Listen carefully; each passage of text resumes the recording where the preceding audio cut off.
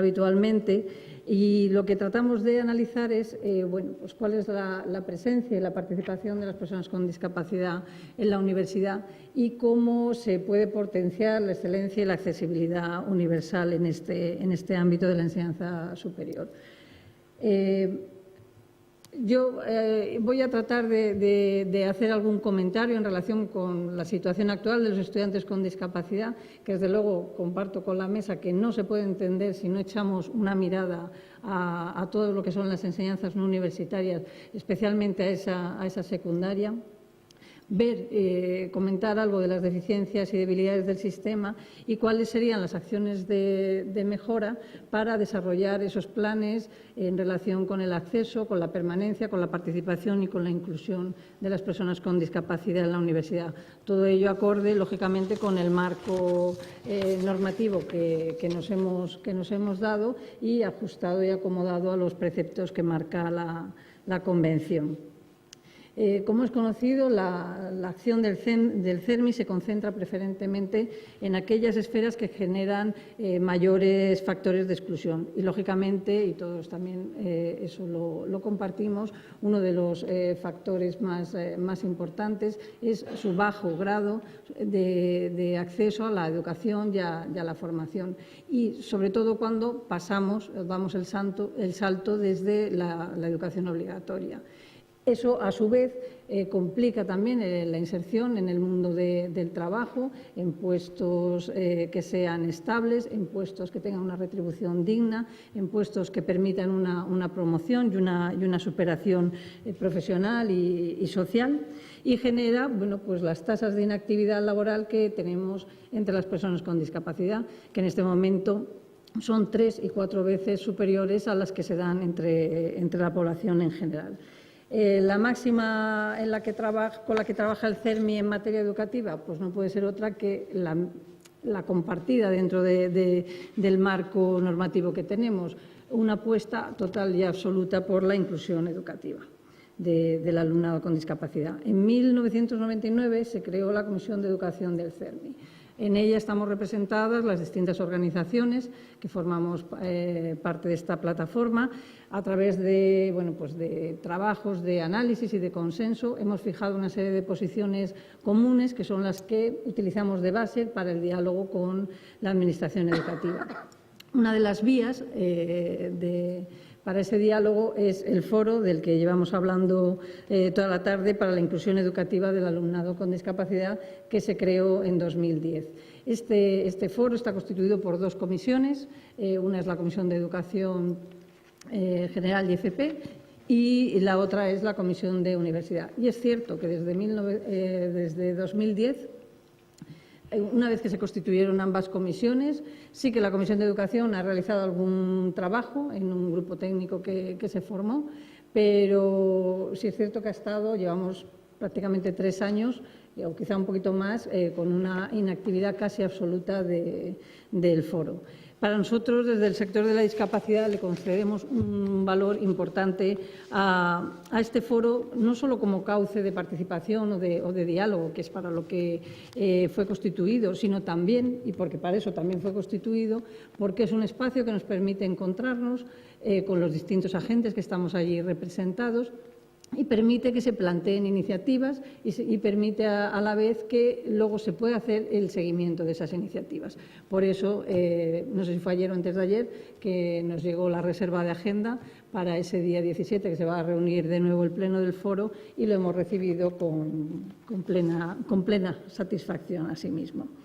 Por otra parte, también el CERMI, lógicamente, tiene relación con la CRUE, con las redes, con la RUNAE, con las redes de las oficinas de la discapacidad.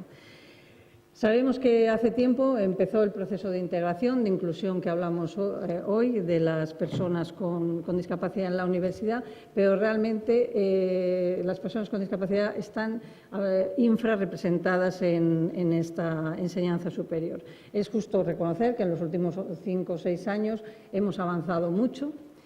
Ha habido mejoras, y estas mejoras, pocas o muchas, lo cierto y verdad es que se han producido de una forma bastante generalizada y bastante compartida. Todo ello, lógicamente, en consonancia con el marco legal que tenemos, que no voy a repetir, y en coherencia con la Convención sobre Derechos de las Personas con Discapacidad, en especial el artículo 24 dedicado a educación inclusiva, pero también el artículo 7 que habla de los niños y niñas con discapacidad, el 8 de la toma de conciencia, el 19 de vida independiente e inclusión en la comunidad, el 26 de habilitación y rehabilitación y el 30 de participación en la vida cultural, actividades recreativas, esparcimiento y deporte. Todo ello es un conglomerado marco para hablar de la inclusión de las personas con discapacidad en la universidad. La universidad, la verdad es que en este momento y con ese nuevo paradigma, ese nuevo enfoque que ya venimos arrastrando desde la LISMI en el año 82, que realmente supuso un cambio en la forma de entender la discapacidad, de interpretar la discapacidad. Ya no estábamos en el plano del asistencialismo, ya empezamos a hablar de reconocimiento de derechos. En este momento volvemos a asistir a un nuevo cambio, una nueva revolución, un nuevo enfoque, y la universidad tiene que prepararse, o debería estar ya preparada para acoger bajo este nuevo paradigma a los estudiantes con discapacidad, siendo muy consciente de que poder acceder a este nivel de enseñanza superior no significa haber superado la totalidad de las barreras de toda índole. También creo que debemos echar la mirada, como lo veo, supongo que está lo de los datos de Europa, ¿no?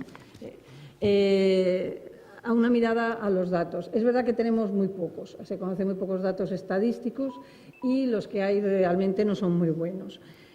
Hay un reciente informe del año 2012 sobre políticas y prácticas en educación, formación y empleo para estudiantes con discapacidad y necesidades educativas especiales en la Unión Europea, que, bueno, no es que nos diga muchas cosas nuevas, pero bueno, sí viene bien que de alguna manera respalde o nos dé una foto de la situación que quizá todos intuimos o conocemos. Este informe destaca que hay 45 millones de ciudadanos en la Unión Europea que están en edad de trabajar y que son personas con discapacidad. Y hay 15 millones de niños con necesidades educativas especiales. Entre las conclusiones nos dicen que las personas con discapacidad tienen menos probabilidades de ingresar en la enseñanza superior. Esto es algo que ya sabíamos, pues sabíamos que casi 2/3 de las personas con discapacidad en la Unión Europea no tienen estudios secundarios, luego difícilmente van a poder acceder a la enseñanza superior.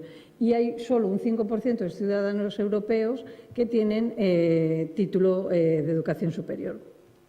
También se sabe que las personas discapacitadas que obtienen una titulación superior, aún así se encuentran en una situación de desventaja respecto a las personas con discapacidad. Pero bien es cierto que tienen una situación más favorable de cara al acceso al empleo y a la contratación que otras personas con discapacidad que no tienen ningún tipo de titulación. Otro dato que nos da el informe es que no existen datos comparativos entre países. No sabemos ni cuántos estudiantes hay con discapacidad hay en la enseñanza superior, ni cuáles son sus dificultades, ni cuáles son los resultados, ni tampoco cuál es el nivel de inserción laboral. En España, pues también conviene que echemos una mirada a la enseñanza o a la escolarización previa a la enseñanza superior. Con datos del INE y con datos del informe anual del Consejo Escolar del Estado, sabemos que aproximadamente el alumnado con discapacidad supone casi el 2% del alumnado matriculado en las enseñanzas de régimen general.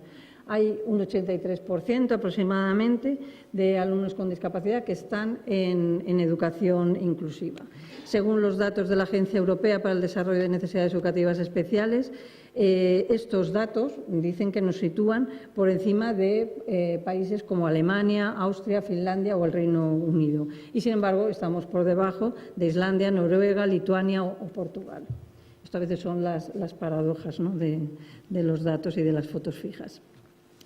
Respecto al alumnado, bueno, pues los mayores porcentajes de inclusión se dan en las personas con discapacidad visual y auditiva y los datos siguientes son los de la discapacidad motora. El grueso del alumnado con discapacidad se concentra en enseñanza primaria y, como decía Mercedes, realmente tenemos que hacer un examen crítico de cuáles son los factores que hacen que el fracaso de nuestro sistema esté tan anclado en la educación secundaria. Porque es verdad que pasa un 68% de la primaria a la secundaria, pero es igual de cierto que hay un 32% que no pasa. Y eso es lo que habría que analizar. Y en cualquier caso, ese porcentaje de alumnos que pasan a secundaria suponen escasamente el 2% del alumnado en general. En bachillerato, los alumnos con discapacidad son el 0,2% del alumnado en general. En la FP, el 0,3%. Quizá esto explica que, aunque las personas con discapacidad son el 9% de la población en general, sin embargo, en la universidad suponen escasamente un 1%. La guía reciente la ha presentado, creo que fue la semana pasada o a principios de esta semana, ya no recuerdo bien, la guía de atención a la discapacidad en la universidad que ha presentado la Fundación Universia. Sí que dice que con respecto al año 2011, al curso 2011-2012, se ha incrementado en un 9% el número de estudiantes con discapacidad matriculados en la universidad.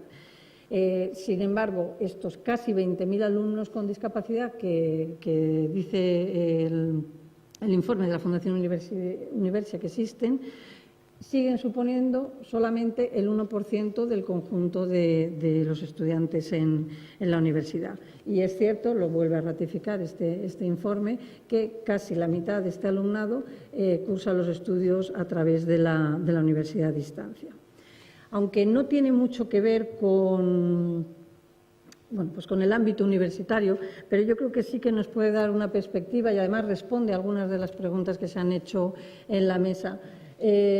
Algunas de las conclusiones de un estudio que promovió el CERMI con el Ministerio de Educación en el año 2007-2008, lo dirigieron el profesor Echeita de la Universidad Autónoma de Madrid y desde el INICO.